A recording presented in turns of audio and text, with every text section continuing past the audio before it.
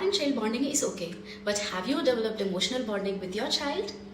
మీ పిల్లలు వారి సక్సెస్, వారి ఫెయిల్యూర్, వారి భయాలు ఏదైనా సరే మీతో షేర్ చేసుకోగలుగుతున్నారా, లేదా కొన్నిటిని దాచేస్తున్నారా? హాయ్ అండి, this is Swarupa, your clinical psychologist.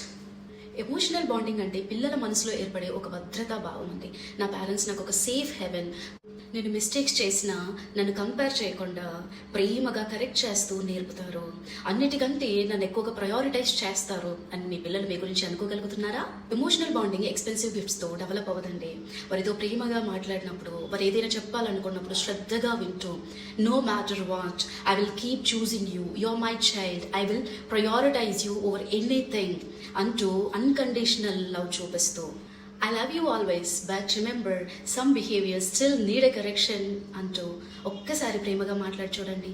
ఆటోమేటిక్గా ఎమోషనల్ బాండింగ్ డెవలప్ అవుతుందండి. అంతేకాదు వారిలో secure attachments and accountability for their behaviours, empathy, self control and emotional regulation start అవుతుందండి. కానీ పిల్లలు ఇప్పుడు ఇంట్లో constant criticism, comparison, punishment, neglect and భయాలతో పెరిగినప్పుడు బయటికి మీ మాట వింటున్నా, వినయంగా ఉంటున్నా, ఎమోషనల్గా చాలా దూరం పెరిగిపోతుందండి. మీకు అర్థమయ్యేలా చెప్పాలంటే, ఫోన్లో ఛార్జింగ్ ఉండి రీఛార్జ్ బ్యాలెన్స్ లేకపోయినా, రీఛార్జ్ బ్యాలెన్స్ ఉండి ఛార్జింగ్ లేకపోయినా మరొకరితో మాట్లాడాలంటే మనం మాట్లాడలేం కదండి.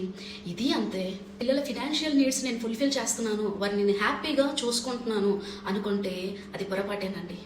వారికి ఫైనాన్షియల్ ఫుల్ఫిల్మెంటే కాదు, వారి ఫిజికల్ అండ్ ఎమోషనల్ అవైలబిలిటీ చాలా ఇంపార్టెంట్ అని మర్చిపోకండి. సో మీతో వారికి ఎమోషనల్ సెపరేషన్ స్టార్ట్ అవ్వకముందే think about it, validate their feelings, support them in their struggles, accept them as they are. వారి స్ట్రగుల్స్ మీ ఏజ్కి చాలా చిన్నవిగా అనిపించవచ్చండి, కానీ వారి ఏజ్కి, వారి ఎక్స్పీరియన్స్కి అవి చాలా పెద్దవిగా కనిపిస్తాయి. So please don't laugh at them. Understand their struggle from their point of view, not from your point of view. Because parenting is not about controlling, it's all about being available for your child. Follow us for more interesting updates on parenting and its challenges. Thank you.